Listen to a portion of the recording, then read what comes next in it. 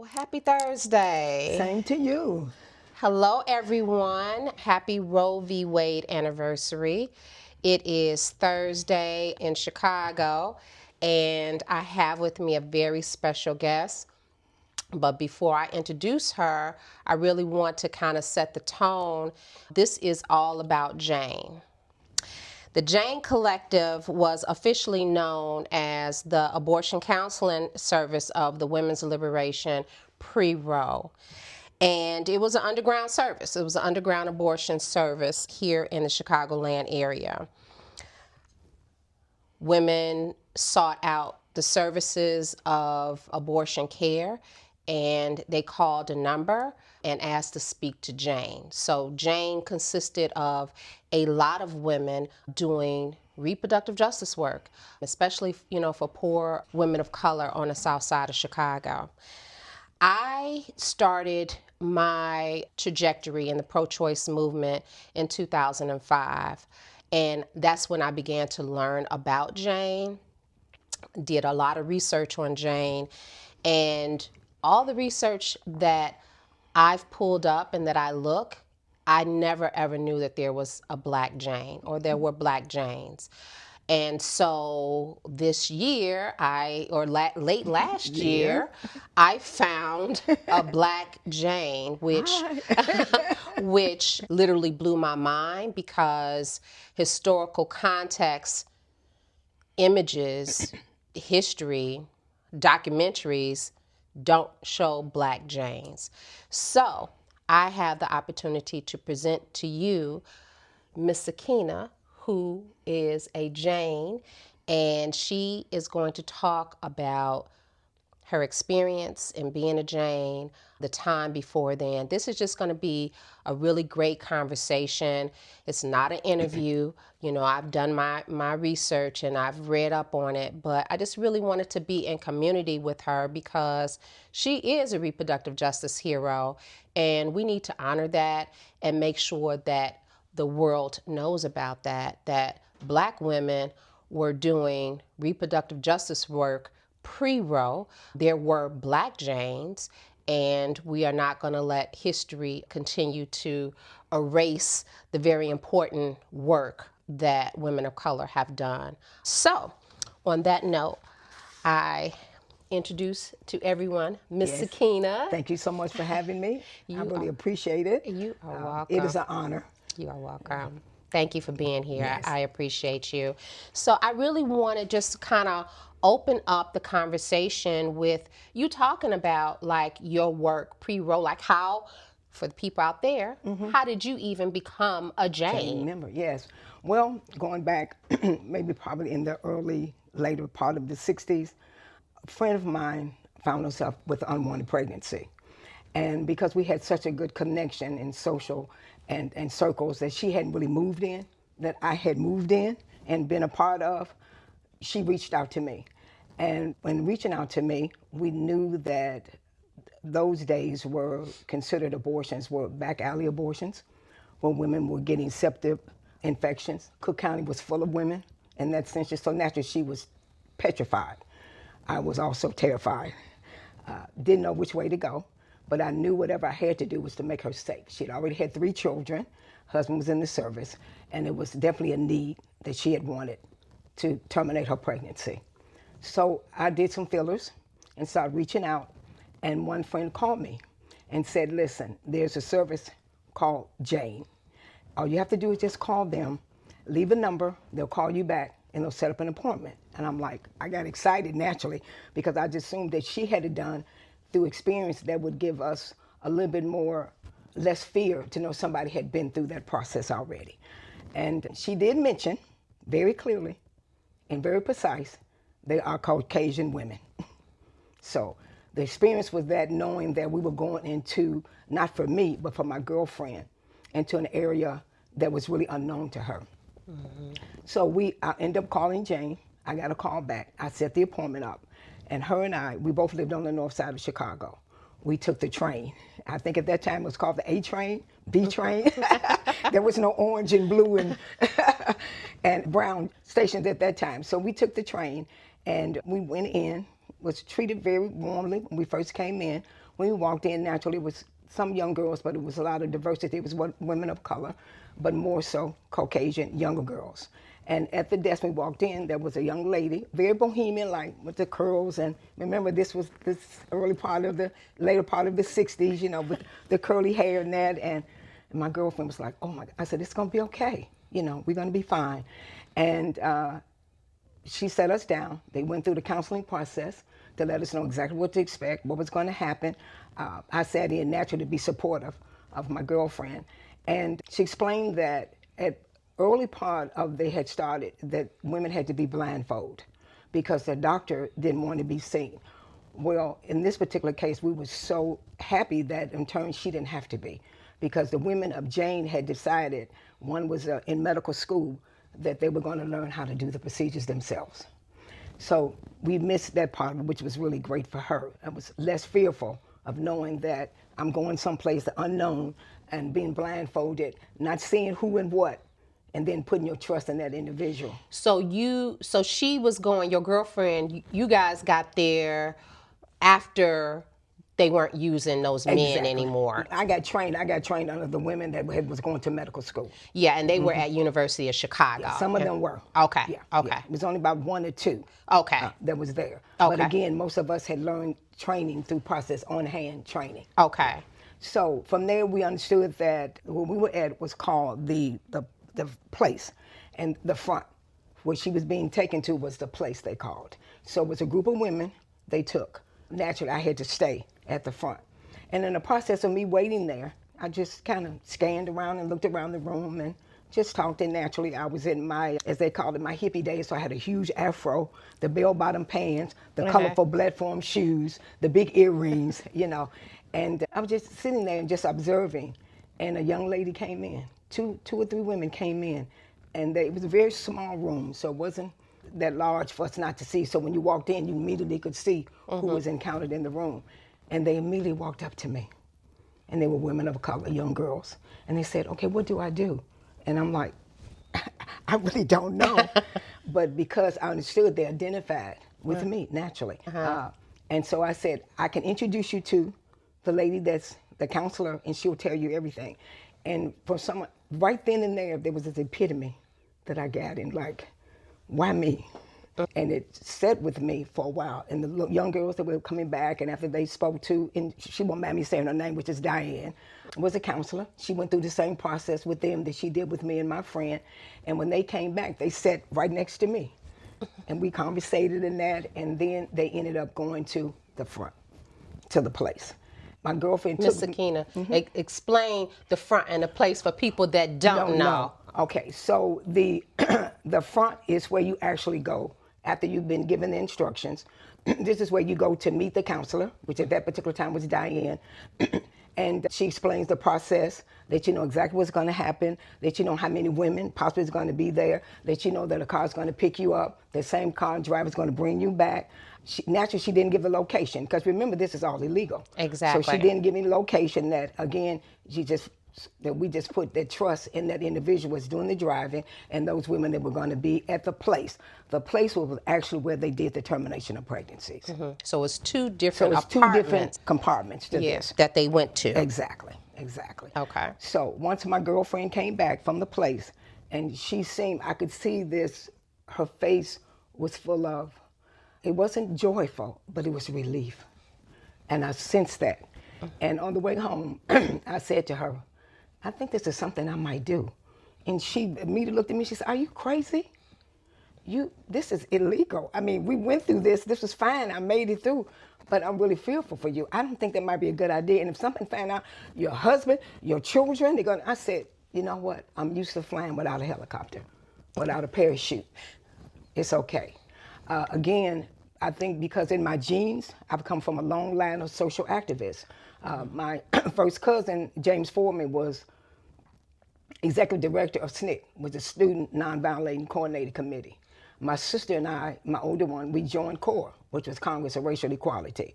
Now, she ended up going to the March on Washington to hear Martin Luther King's first speech, I Have a Dream. So we were long-term activists of that. So I wasn't fearful of any of that. I had worked with Black Panther through the Operation Breadbasket. had worked with that. But my thought pattern was that CORE, even though it was Martin Luther King and was a wonderful movement, it was a little bit too slow for me. I'm a little more aggressive, and at that stage, I was in my militant era.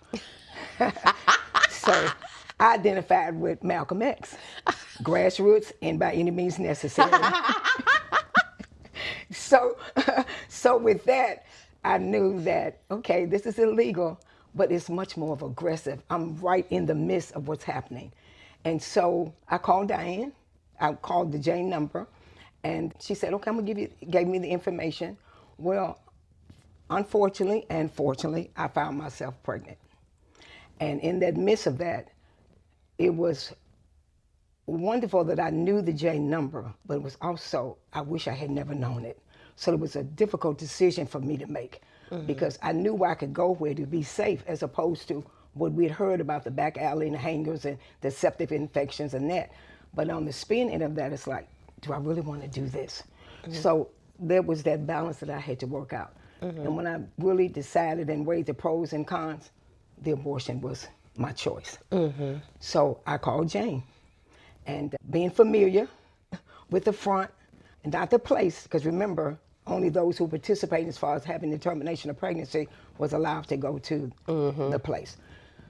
So when I went into the place and did the front, did all the preliminaries and everything needed to be done, and went into the place. They examined me, and I was too far.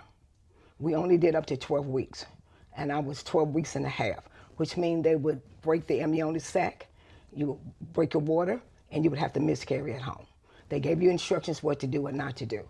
Well, naturally, there might have been a group. They take women at a time. It could be, depending on who's at the front, might be 10 women. It might have 2 cars. It might be 1 car because only 5 women. Well, I knew I couldn't leave. They couldn't leave those women that were having termination of pregnancies and bring me back to the front. So I asked, do you mind if I sit in? I really want to observe. And the Jane sisters was fine. And I call them my sisters, only because of the connection we have with that. But the Jane women said to me, it's okay with me. Let's just see if the participants would mind. And every woman that they asked said, no problem. So I was there holding hands, holding legs, comforting, talking, taking their mind off of the process itself. Like an abortion doula, actually. Yes, actually. That's it. That's it. So I was able to observe, and I was done. I was hooked.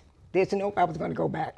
Excuse me, I get a little emotional. Just remember the women and what tissue? they were. No, I'm good. Okay. And what they were going through, and just that camaraderie that we were just sitting there together. They didn't know me, and I didn't know them. They didn't know the women around them that was working and doing the procedure in there. The good thing about the Jane women, they explained step by step everything that they did. If they did the dilating, they did the curettage, they did the suction, everything was explained. So the woman was aware of exactly what's going on with her body. On the table, there was a book called Our Bodies Ourselves.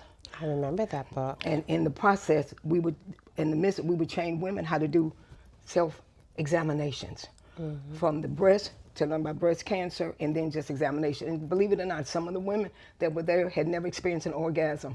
It was just amazing in the process of just having the termination of pregnancy, just a learning experience that they were going to about their bodies.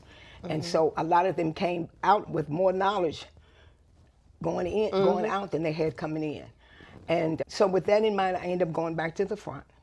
And Diane wasn't there at that particular time, but they'd already had my number, because remember, I had already called previously a month ahead of time. And they called me at a meeting, and I went in. And again, at that particular time, I think it might have been 1 or 2 black women were there, but they had exited and they hadn't stayed for them at the time. They've never worked at the place. They've never really been at the front. They were at a couple of meetings, but after that, so basically in that time, I was the only black woman that was in the service. So this is really profound, and you know, some things have just kind of been bubbling in my head as you were talking. So they would take women to the other place to have the procedure, and they would blindfold them. So what came through my head when you were talking was they were blindfolded going into this experience, not knowing a lot about their bodies and about the experience, and then coming out like full of knowledge, actually, which is really profound when you think about it. Well, a lot of it, let me just say this, during the changeover, once we once we got, I'm just going to say, one of the male doctors, then we started doing more of educating the women. Because remember, at that particular time, the doctors did not want to be seen. So the blind folk, they simply did the procedure, they were done, and they out. And so it was not time spent with the women, like once Jane women took over the procedures. So the women didn't really, at that particular time, they knew they had the procedure, they just simply just left.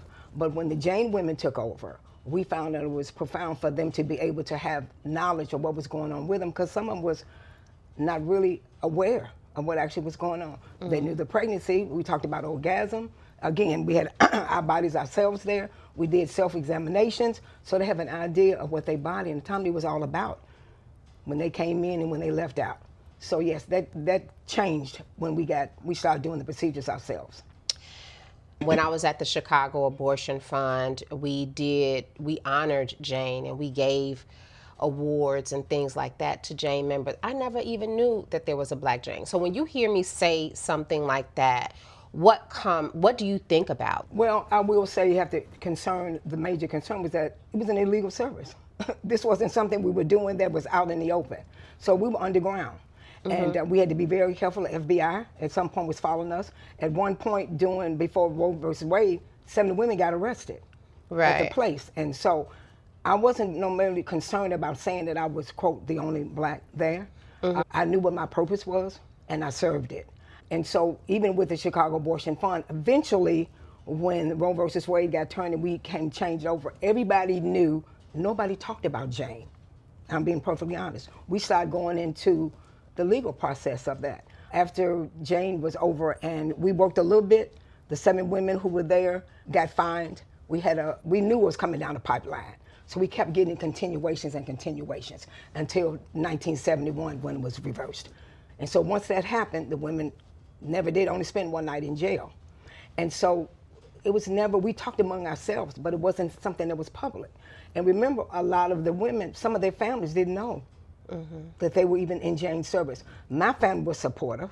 My children, as a matter of fact, my youngest daughter that's there, my oldest daughter at that time, when I started eventually, once I developed a rapport with the Jane women, I started doing counseling in my house.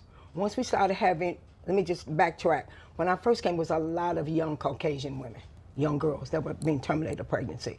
Eventually, Black women, young women started finding out. And that happened. I felt that I should be in the core and the spearhead of doing the counseling in my house, which was another risk taker. Mm-hmm. But I did that. And again, going back to your question, I don't think that at that particular time there was that major concern. I knew what I had done, what I had fulfilled, and I knew then that I had gave a Black perspective to Jane, and they walked away with that. Now, what about now? What about like when you look at historical documents, like when I Google, I would just think that Jane was white. I think that was an automatic, because remember, that's what it really was. The organization had contained white from the early part of the founder, from the early part of 60s. So Jane has been in the process for a long time. It just went through evolvement in different stages of that, because a lot of them were in school and their friends had abortions and unfortunately had difficulties in those, and so they had to call doctors and that. A lot of them had abortions themselves, and a lot of them were coming from privileged homes. And so again, a lot of their families didn't know. So once, when it was really out, was when the 7 women got arrested, and all the women got arrested was white. The 7 women. So we worked for a little while, and then after that, we initially stopped. Once the law became legal, I started working. We got a call from Lonnie Myers, who owned Midwest Population Center, and very innovative, provocative individual. And we started working with her, at least 2 of us, myself and Eileen, who had went to school to nurse. And remember what happened was after Roe versus Wade and Jane, we shut down, a lot of women went back to either in corporate, they went into doctoring, they went into nursing school. Everybody started continuing their careers and really stepped away from Jane. It was simple as that. And nobody really mentioned it. I kept in touch with Laura, because we became really good friends during that particular time. I kept in touch, who wrote the first women feminist book on Jane, that I remember I mentioned to you in the car, that there was a blueprint, and people started now recognizing Jane. Jane was recognized when they did the HBO documentary. I wasn't in it because at that time I was having health challenges. and I didn't go into the film. So nobody at that time, even with the HBO documentary, that they knew. I wasn't able to attend the Q&A that they had at the Davis Theater when they first showed it in Chicago. So nobody really knew until they literally read Laura's book, that I was in the book, anonymously as Laura Smith, which is my sister's name. I'm like, really? Okay. So that's when people started discovering that it had to be somebody other than just a Caucasian, and that was the only black woman in Jane. Okay. And so now we have watched how reproductive justice work has evolved over time. And take us up a little bit into the future of things that you did like after Jane, or where you found yourself after Jane around this work. Sure. After Jane, as I said before, we got a call from Dr. Lonnie Myers. She actually wanted all the group. And at that time, we literally, maybe about 7 of us, that still were keeping in contact with each other. And naturally, as I said before, everybody was going into their own perspective lives and changing and continuing school, their education and that. I naturally volunteered because, one, this was financially great for me because it was a job and it was legal. I was actually on the books now, so I wasn't hiding anything. I could literally say I work for Midwest Population Center, and we're performing terminations of pregnancies. I ended up there. I started working with another innovative doctor, Dr. John Long, who went to China and came back, and we did acupuncture procedures. Awesome. I learned quite a bit. The other part of the clinic was vasectomies that Dr. Don Shaw used to do, and he would let us sit in. So I watched him cut the sperm and very educational. I stayed there for quite a while. But I continued from there. I continued going to downtown facilities that were doing abortions. One was Chicago Loop. I went there, and then I hit Midwest Population. After Midwest Population Center and then Chicago Loop, there was a Filipino doctor. And he started a clinic, had a clinic on the downtown of Chicago, 30 South Michigan Avenue. At that time, there was another facility called Biogenetics. It was at 520 North Michigan Avenue. Pam Sessman was the journalist that named us the Gucci Clinics. Apparently, she was terminated against abortion. And Zeckman? Sessman. Okay, I remember her. I remember Pam Zeckman. Yeah. Now, when I worked for this Dr. Florendo, he was one of the richest Filipinos in the Midwest. His clinic was fabulous when I said you walk in. I had a $250,000 budget for advertising. At that time, you could advertise. I advertised in Chicago Tribune, the Sun-Times, the Defender, the Post-Tribune, Hammond Times, quite a different world. And I worked for that facility over maybe 10 years or so. And after that, unfortunately, he got sick. And we knew in the interim that he wasn't going to last too long. And so with that, but at that time, and any other time, termination of pregnancies and helping women and being part of the community was in my blood. I didn't know which other way to go. And after that, I ended up in my house. I started Burnham Park Plaza answering service with doctors. And one of the doctors, which is Dr. O'Neill, I can say his name, he's awesome. I was doing just some sideline business for him. And he had went to a facility on 82nd and Dante. And he called me and he says, I need you to come and just check out some things for me. I said, okay, fine. And I went, and it was a very small facility. And I started again, because what I had learned from Jane, I took that with me. So we started doing callbacks, started explaining to women the tetracycline, that they didn't have the counseling. I incorporated that actually when I worked at Dr. Florendo's office. I was director of counseling. So everything that I had learned from Jane, I incorporated that. We went into the room in handheld. If there were women that had general anesthesia, that would sleep, I made sure that a woman was in the room when they woke up. Just all different things to make the comfort of the woman being comfortable when they went to sleep and when they woke up. Even in the process with local anesthetic, we had women that would hold hands and talk. As a matter of fact, my daughter worked in the clinic doing machines. So this is a family legacy that we took on. And so after that, when I went and worked with him, and unfortunately, as I said, he passed. I did the Burnham Park Plaza. I went into the facility on 83rd and Dante with the same perspective that I had at all the other clinics. Same thing with Jane, still in the forefront. And at that particular time, unfortunately, doctors were getting harassed and some of them were getting killed. And one doctor, I think in California, got killed. And Dr. Neiman's wife was petrified. And she said, you can no longer do this. I said, can I take it over? And he said, sure. So I took it over. I opened up, it was a very small facility. We had recliner chairs that we purchased, and we opened up a recovery room. We opened up 2 procedure rooms. There was a recovery room in that I hired independent doctors because I didn't have a license to be a doctor. I had independent doctors as contractors. We had staff of very diverse staff. I started from there. We were all women of color. So we had, even the doctors, we had an African doctor, we had a Chinese doctor, we had an American doctor, we had, the staff was Hispanic, Chinese, and from there we grew. It was tremendous. Again, the work was a lot. That's a lot. I'm sure it was. At that particular time, I don't know if you knew Friendship Medical Center? No. Okay, back in the day, there was a Friendship Medical Center. Where was that at?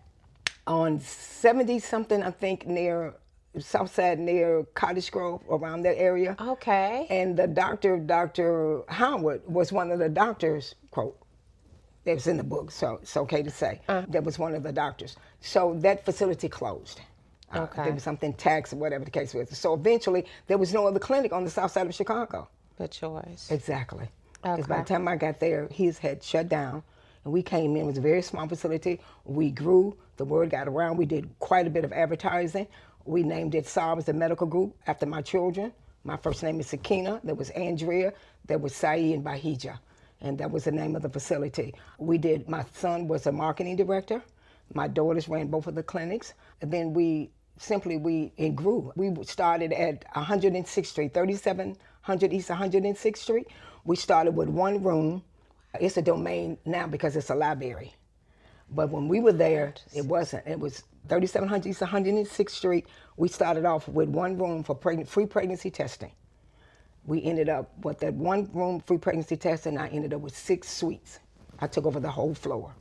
That's just how women of color needed. And so we were getting women from all ages, demographic. We were doing teen scene counseling. We just enriched the whole part of enlightened women in terms of termination of pregnancy. So you just didn't walk in and have a procedure. You were left out, feeling that relief, but being educated, being loved, and being supportive. And was able to tell your story, and we listened. And I think that's why the clinic grew to that point. And what you're explaining is reproductive justice. Exactly. It is reproductive justice because ensuring that not only you're providing a service for women that want to terminate a pregnancy, but you're providing with support. Yes. To continue on with their lives. Yes. And so that's like really powerful. So when you think about all your powerful work that you've done, because like when we're in the middle of it, and I can say this, like doing abortion work, when you're in the middle of it, you're not thinking, oh my God, this is so profound. You're thinking, we got to get this stuff done. We got to raise money. We got to do this. We got to support the women. But like when you're sitting alone with yourself and you just like think about your life and the work that you've done and the lives that you've changed and the lives that you saved, what is the like first thing that comes to your mind? What do you be thinking? Oh my God. I think the very first thing is I think about I made it out. I got safe. I didn't get arrested. That again, as I said, I'm a risk taker, and that was, even though that was there, it was always in the back of my mind. So the very first thing I've always think about is relief. The other thing that always comes to vision for me is the women. There is a portion in Renee's book that we talk about, that the trust factor that women had. Totally different, my experience totally different from when it was illegal for me moving into the legal spectrum. Totally different. Because remember, in the legal spectrum, the women gave their name, they gave information, we did callbacks, they could actually even sue you depending on the situation. The women in the legal service was not able to do that. And there was one incident, and actually when Renee was interviewing, I should say, it brought tears to both of our eyes. And it was an incident, my daughter and I, the same daughter, that my young Jane member, we were in the building. And remember, I started counseling in my house. So women were aware where I lived at and that. And her and I was walking down the street. We were coming into the building, and a lady stopped me and she says, "Hi, how are you doing?" And again, because my service was illegal, I tried to not divert from the fact, "Oh, I knew you from Jay." That was never coming out of my mouth at any point, at any time. And so I just looked bewildered, and she says, "You don't remember me?" And I'm like, "No." And she says, "Jane." And because my daughter knew the terminology, Jane, she just looked at me and said, that's mama's work. It's okay. And I said, yes, I do. Okay, fine. And she says, I didn't pay you. I said, you didn't pay us? She said, no. At that time, we only charged $1 to $100. And remember, earlier, white women had the privilege of paying $500 or going to Puerto Rico or going to New York to have the procedure done. So $1 to $100 for us, we took whatever anybody would accept it. And she said to me, I never did pay you. And I said, oh, it's okay. And she says, no, it's not. For every week, she slid $10 in an envelope up under my door. Those are the things I think about. Yeah. Those women who put their trust in us, that had no idea who we were, where we were, never could get in contact back with us again. And for her to do that, it just brought a flood of emotions, really a gamut of emotions. Of all the women that I had held hands with, held legs with, and talked to, heard their stories and shared their sorrow, and then shared their happiness and their relief once it was all over with. Yeah. So that's what really comes to mind. And people don't really understand that are not like doing abortion work. And I remember like being at the Chicago Abortion Fund, and running an organization is different than actually doing hands-on work. And so I decided to be trained to become abortion doula, which I did. And I was a doula at one of the hospitals here in Chicago, and actually being in a room with the women, holding their hands, all different type of women. Oh, for sure. And watching them go through this and feeling their emotions as they were going through this in my hand, as they were holding my hand. Some squeeze even a little harder than others, and that, right. It's just, it's a profound, powerful experience too. So I completely get and understand what you're feeling. So then I have another question. Sure. So here we are in 2025, and our world Roe is no longer legal. Yes.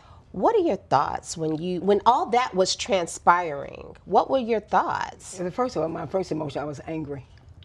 I was angry, and it was unbelievable because we going back 50 years of this. The anger even intensified when they started putting bans and where you could go in that and how many weeks in that. And knowing the fact that I worked in all these facilities and had my own, as a matter of fact, during this time I opened up 3 Southside locations that we worked out of. And just to know that women sometimes didn't know their cycle. Some of them was not familiar with their bodies. Some of them were quite young. We were getting young girls in 14 that unfortunately during the crack epidemic, grandmothers was raising children because either the father, mom was either incarcerated or on crack, whichever way the case was. And so a lot of women had no idea, maybe 2 months down the line, that they missed a period and said, oh my God, I might be pregnant. Now we got a ban and saying you have to know this in 6 weeks. Now, early part of the backtracking, when I worked at Michigan Avenue Medical Center, when Medicaid was paying for terminations of pregnancy, but we would call early extractions. So a woman really had to know her body in order to do that, because if you were 10 days late, you could have an extraction. And they would consider it like a blood clot that would come. How many women know exactly their cycle? How many women have irregular cycles that they might not come on every 2 months? And there was that fear that I knew women were going through at this time. I was fearful for my granddaughter. I was fearful for other young women that I knew that might be going through these changes, that would hopefully be able to make a decision for abortion, would have to travel out of state like we did 50 years ago. We were sending women to New York to have terminations of pregnancy, Puerto Rico and that. But then those women were privileged. So now I'm looking at Chicago Abortion Funds, which are trying to come up with income to get the women. The fear factor that I can't tell anybody, so they didn't have the support. At this point now, abortion seemed to go back past even 50 years. In the early part of the century, where women were maybe falling down the stairs, drinking bleach, anything to prevent continuing a pregnancy. And that was my fear, that women would go back to that. Yeah, and we're here because women are dying in other states. Yes, they are. We are, Illinois is a blue state, but we're surrounded by red states. Yes, we are. And so women are coming here in droves. It was flooded with it. To have procedures here because in Louisiana, it's illegal. You can't have it done. Mississippi. You can name them. Every Florida. place. You can Utah. name them. All these places. And we have taken a step back, but what do you think are some practical ways that we can work towards justice or to resolve this? Do you have any thoughts about that? Well, I think the first thing is what we're doing now. We have to have a conversation. Women have to talk about this. I think the awareness and be educated. Whereas before, women were not. The clinics were open. You could look in the yellow pages. You can look at individuals. You can go through newspapers, and information was there. Our community has to share, write books, as Renee and Laura did. I have a social page that I call Sakinah's Choice. So I'm putting information out there. When there's a state that's been banned, I'm posting it. When there is something that in terms of funds come, I'm posting it. And I think that's it. Women are telling their stories, which is really great, because now this generation was not even aware, as we talked about before, was not even aware of Jane, not even aware at one point that it was illegal. They lived in a world with 50 years that it was illegal. So now these stories are being told and being shared and supported. I think that's the first step. I think the open conversation is imperative. And when people hear that and see the need, I think we'll open up. Now, I can't tell you exactly when this is going to overturn. I'm hopeful. As a matter of fact, one of my girlfriends that used to be a nurse in one of my facilities, soon it was overturned, she calls me and says, we're going to open up another abortion clinic? And I'm like, do you realize how old we are? That's not going to happen. We have to find some other source that we're going to work with this. But I think it's easier now because you've got the abortion pill that's out. But again, I think women to be informed, share their stories. Those women who've had termination of pregnancy don't feel that stigma. They don't wear the A across their chest. They're openly able to talk about that and share those. I think if you have children, young girls that I've spoke to, my children know I've had a termination pregnancy. My granddaughter knows. I think these are things that open forum needs to be done so women can be aware, and then we can pass the torch and fight. My page is more so to inform women of what to do. Again, this I've had open up. I've done interviews with books, and that's what I think that's my part that I'm doing. And it's really important. When I think back to like me doing research, right? And not even knowing about you. And so I think, definitely archiving our history, our voices, our experiences, our stories are going to be important because younger people did not even experience stuff pre-Roe. They didn't experience getting arrested for having an abortion. They didn't experience that. And so we are really at a come to Jesus moment here where, we've got to tell our stories. We've got to work around legislation. Yes. What do you think we should do here in Illinois to continue to keep this a blue state? I think we have to start from the ground up, and we always think about presidential elections, but we have to be on the forefront. We have to start from the aldermans, from the people that are going into Congress, and that's where people have to be the judges. People have to be educated with that because they come out for presidential election, but they don't realize from the ground up is where we start from. We're fortunate that we have Governor Pritzker that is a strong advocate for social justice and reproductive rights, and that helps. Again, we've got, which is a blue state, and I think that is a major concern, is that we need to start from the ground up to educate people that say, this is who you need to vote for. We need to look very carefully at judges. When you go vote, you really don't have any idea. They got a list of judges. You have no idea what their beliefs is, what they're concerned with, you just, the name, and that's it. So I think we need to start educating people from the ground up, or from the ground down, and then ground up. That's exactly what I do every election cycle. I post on Facebook a list of judges on Injustice Watch for people to read, because I read every single thing about the judges, because they're the ones that are making these laws and making these decisions. But see, you one out of less few, because a lot of people don't. I remember we went to this election, you didn't have to vote for the judges. They said you didn't have to vote for them. So you had no idea who actually was going to be in office for the next 2 to 4 years. So I think that's important, that we start from legislation. We need to know who's lobbying. We need to know who's going down in Washington, D.C., who's making the laws. That's what we need to do. And more women need to be vocal. Exactly. And especially women of color. Exactly. This has been so informative. Yes. First and foremost, I just want to say thank you. Definitely giving you your flowers and honoring you, your work, your passion.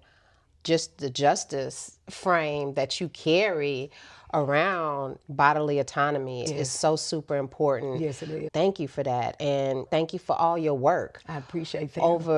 over all these years to get us to this point. Without heroines like you and other Jane members, would we have even gotten to this point? And so this is just a profound moment for me. Yes. And I thank you so much. And I wanted to add a footnote. Surprisingly, this has reached, we just did maybe in August of this year, early part of the year, we did an initial interview from reporters and from Brazil.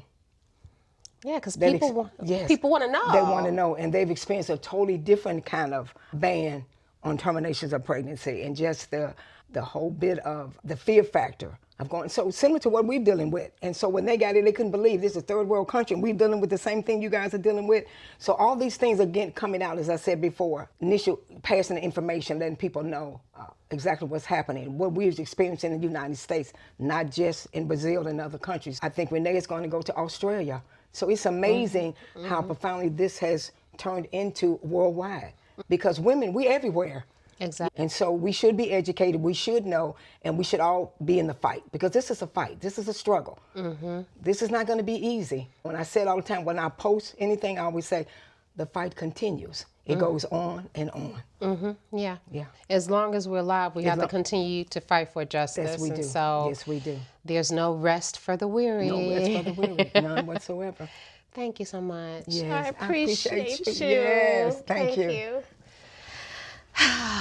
This has been amazing. Thank you so much for joining us. Enjoy this conversation.